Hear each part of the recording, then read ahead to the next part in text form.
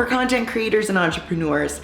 I'm Shana Yurko, and we are at the most Instagrammable house in Denver. This is an Airbnb that me and my husband created. In this video, I'm taking you behind the scenes on how Creator House Denver was born. From concept to completion, you're getting the behind the scenes look at how we created this Airbnb, which is essentially an Instagram experience every single place that you look. We've got more than 25 different Instagrammable backgrounds in this home. And basically, we created the most fun, the most vibey space for girls trips and content creators in Denver. So let's get into it. I'm so excited to dive into this episode. We're gonna be sharing so many juicy nuggets of what it's like to create an Airbnb that is this destination for photos, for content creation, all the things. But what it looked like before looked nothing like what we wanted it to look like. So it's a 5-bedroom house. Like I said, something you could move into and live with, but I wanted color.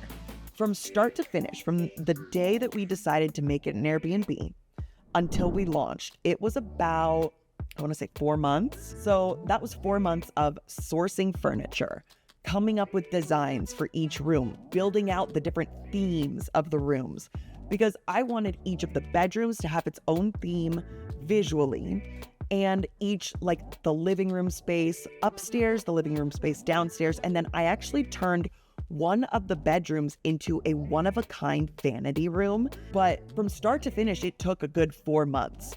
And we worked one room at a time. We truly did tackle this project one little bit at a time, very methodically. The vision of the house, like I said, was to basically have a new photo wall everywhere you looked, but I wanted the whole house to be really vibrant and happy and light. It was something that wasn't really out there on the market in the Airbnb space. I wanted the whole thing to feel like a giant influencer event. This whole house is basically a giant art piece. That was the vision of the house. And I do have to say, it turned out pretty on point to what the vision was. I used Canva. I went through the house and took pictures of each individual wall because I wanted to plan it out by wall. I didn't want to have every single room just be I'm painting this room yellow, I'm painting this room blue.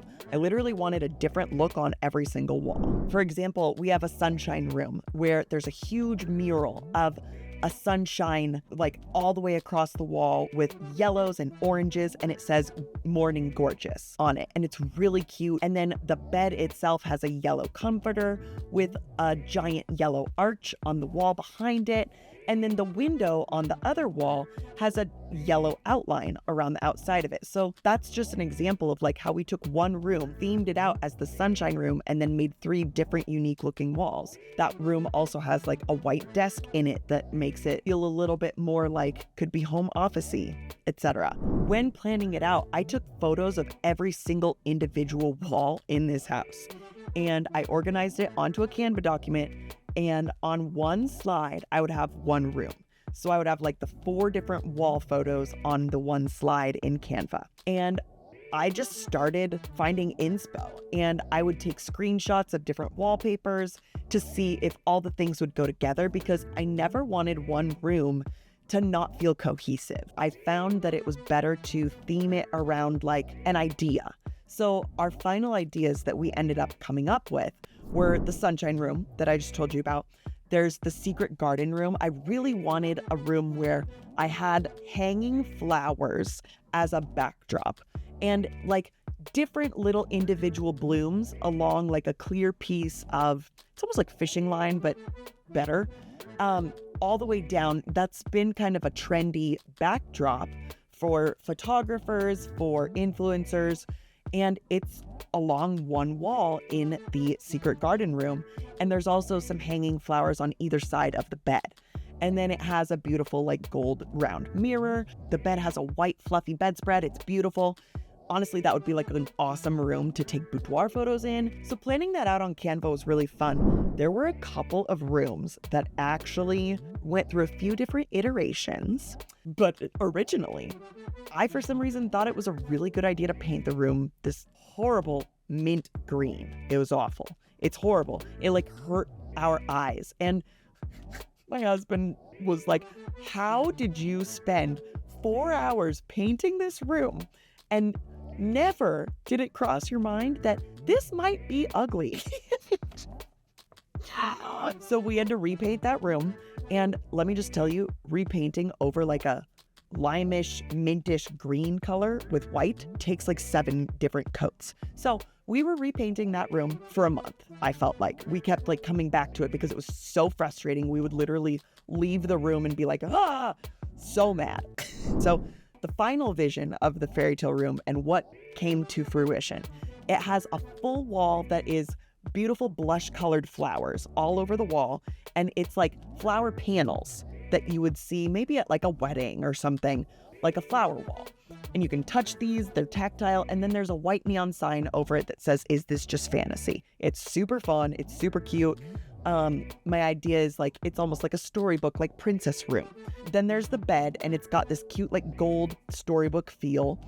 And there's a really cute egg chair in the room. And then over the top of the bed itself is an awesome installation of wisteria hanging flowers, and there's little butterflies scattered throughout it as well. It came together really nicely and feels really fun and like a little fairy tale princess room, but elevated. Basically, like as an adult woman, you can live out your fairy tale princess dreams.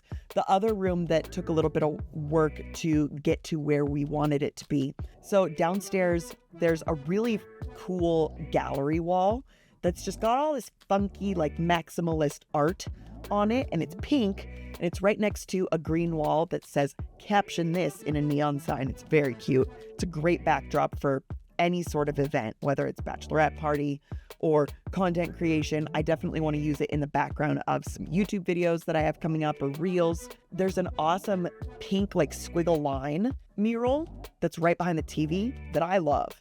And then right next to it, I painted a blue, yellow, and like light purple mural that the mural design itself was really rad, but it ended up looking like a baby nursery. And unfortunately, I had to paint over it with white again, and that was a little heartbreaking.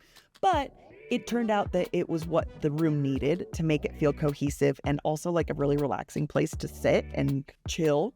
So really happy with that decision. The last room that I want to tell you about is the getting ready room. The watercolor room is what I call it. It has 6 vanities, all put into a white flower wall with vanity lights, like Hollywood style vanity lights. It is so fun. That's all across one wall. So let's say you're getting ready for an event. You're getting ready for a wedding. You're getting ready for a bachelorette party night out. You're getting ready for just anything, a content creation day. It is the best place to just sit and get ready and feel beautiful and have fun while you are getting ready. The walls of this room were my favorite ones to paint by far, and honestly, they took the least amount of time because it didn't have to be quite as perfect as the other murals, and it made me want to watercolor paint literally everything else in my own personal house that we live in. But that room, the watercolor room, has beautiful watercolor paintings all over with these vibrant hues that, spoiler alert, I have an entire color palette for the house itself. So everything in the house feels cohesive. I love that about it because honestly, everywhere you go in the house feels like it should be part of the house. You know what I mean? The colors repeat themselves. And then even in the outdoor patio, like the bright yellow from the hallway upstairs is reflected in the chairs on the patio tables. Doing the outdoor space was interesting because we definitely needed to like work within a budget, but also wanted to create a space where 12 people could eat together outside. So we have these really long tables where like a chef could come in, and planning it out involved a lot of like visualizing, okay, what are people going to want to do at this house? What do I want to be able to create space for?